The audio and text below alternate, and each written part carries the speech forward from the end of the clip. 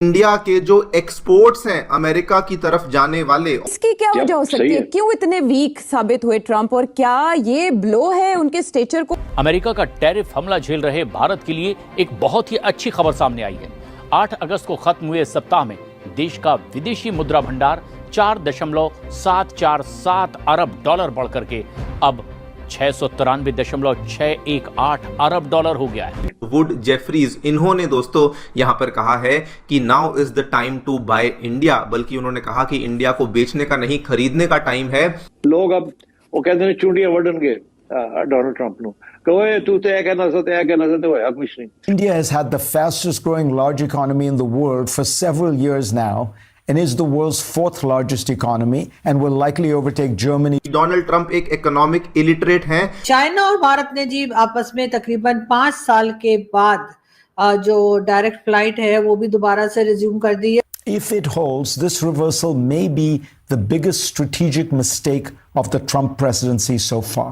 इतना कुछ ट्रम्प ने किया, लेकिन इंडिया ने रशिया से ट्रेड का ऑयल की जो ट्रेड थी वो डिनाई नहीं की, वो रोकी नहीं, वो खत्म नहीं की। The Trump administration is doing is trying to plug the holes, in particular by putting pressure on India.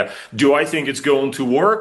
Probably not. Chinese Foreign Minister Wang Yi Monday Bharat पहुंच रहे हैं. And we have seen already very negative reaction from the Indians, who of course will not want to bow down to this kind of pressure. सबसे ज्यादा अगर oil purchasing की बात की जाए तो इंडिया ने खुद रशिया से की है 2 बिलियन बैरल्स की।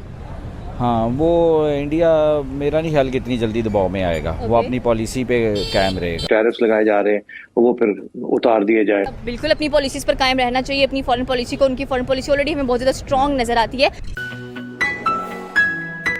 इवन दो डोनाल्ड ट्रंप ने इतने भारी भरकम टैरिफ्स इंडिया के ऊपर लगाने की धमकी दी, लेकिन उसके बावजूद भी पिछले 3-4 महीने का जो डेटा सामने आया है, अप्रैल, मई, जून और जुलाई का जो दोस्तों डेटा सामने आया है, बताया गया है कि इसमें इंडिया के जो एक्सपोर्ट्स हैं अमेरिका की तरफ जाने वाले, और वो भी मर्चेंडाइज एक्सपोर्ट्स की बात हो रही है, सर्विस एक्सपोर्ट्स की नहीं, उसमें हमें 7 टाइम्स का फास्टर ग्रोथ देखने को मिला है versus the overall exports rise, जो कि इंडिया की कहीं पर भी हमें देखने को मिली है। मतलब कि अगर इंडियन एक्सपोर्ट्स पूरी दुनिया भर में पिछले 4 महीनों में 3% से ग्रो करे हैं, तो अमेरिका को जाने वाले जो ये एक्सपोर्ट्स हैं उसमें हमें 21% की यहां पर दोस्तों बढ़त देखने को मिली है। इसके साथ साथ if this was not enough, उस दूसरी तरफ दोस्तों डोनाल्ड ट्रंप के जो अमेरिका में दिखने वाले जो इकोनॉमिस्ट हैं, जो वॉल स्ट्रीट के बड़े बड़े ट्रेडर्स हैं, वो भी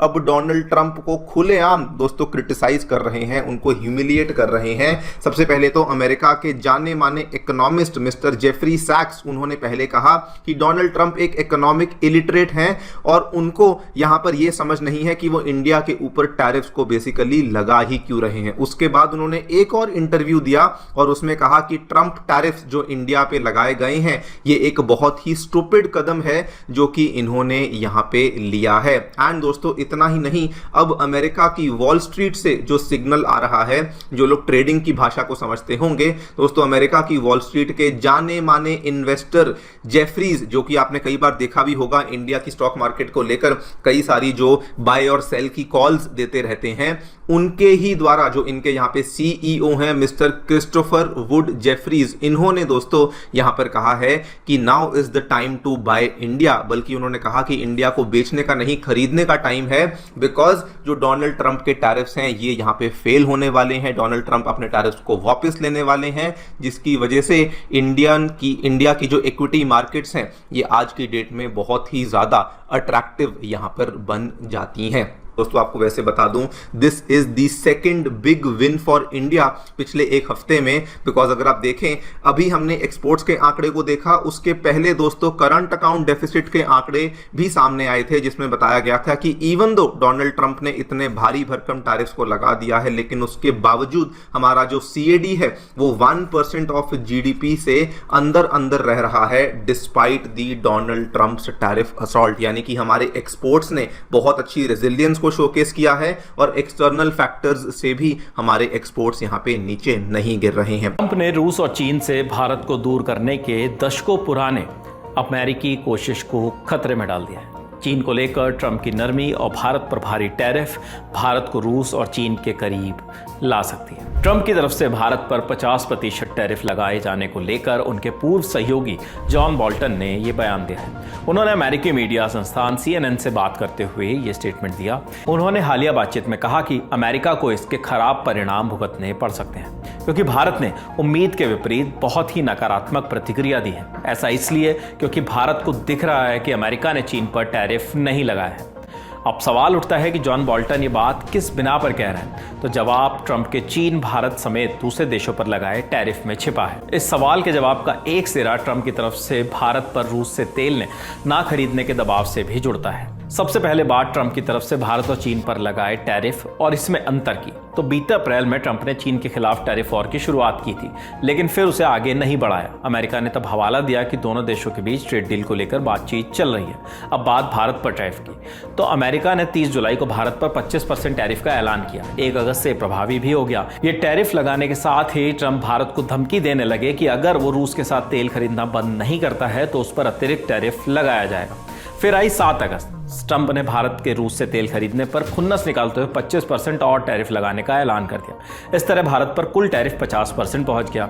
ट्रंप ने भारत पर आरोप लगाया कि वो रूस से तेल और सैन्य उपकरण खरीदकर यूक्रेन के खिलाफ युद्ध में उससे वित्त पोषित कर रहा है। ट्रंप के इसी एक्शन को लेकर जॉन बोल्टन का बयान सामने आया है। उनकी माने तो रूस को नुकसान पहुंचाने के इरादे से लगाई अतिरिक्त पेनल्टी भारत को रूस और चीन के करीब ला सकती है और शायद उन्हें मजबूर होना पड़ सकता है कि वो साथ मिलकर अमेरिका के खिलाफ बातचीत करें। हालांकि ऐसी आशंका जताने वाले जॉन बोल्टन अकेले नहीं है। अमेरिका के फॉरेन पॉलिसी एक्सपर्ट और पूर्व अमेरिकी ट्रेड ऑफिशियल क्रिस्टोफर पेडेला ने भी ऐसी ही आशंका जताई है। उन्होंने चेतावनी दी है कि इस टैरिफ से भारत अमेरिका संबंधों को दीर्घकालिक नुकसान पहुंचने का खतरा हो सकता है। उन्होंने आशंका जताई कि बाद में सवाल उठ सकता है कि अमेरिका भरोसा करने लायक पार्टनर है या नहीं।